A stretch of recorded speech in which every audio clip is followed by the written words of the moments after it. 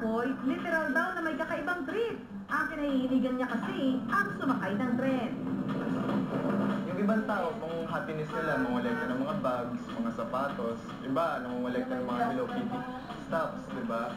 Sa akin naman, ang happiness ko, pag take pictures, iba-ibang pictures ng tren, tapos yung pagsakay din dito. Dati raw kasi nakatira ang pamilya ni Japoy malapit sa estasyon ng tren, kaya madalas nila itong sinasakyan. Naaalin daw siya kapag yumuyog-yug ang tren habang sila'y nakasakay, na para bang siya'y dinuduyan.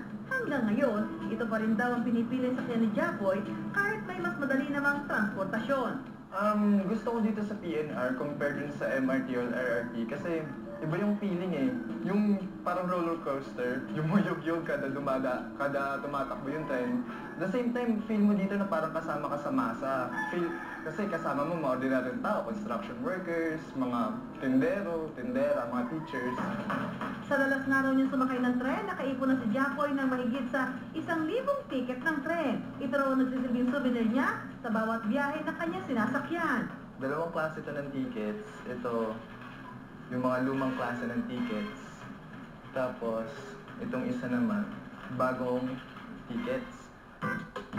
Bukod sa mga ticket ng tren, souvenir din daw ni Japoy ang mga larawang kinukunan niya habang sakay siya ng tren. Wala naman daw kaso sa pamilya at mga kaibigan ni Japoy ang kakaiba niyang nakahiligan. Wala naman masama. Okay lang sa akin.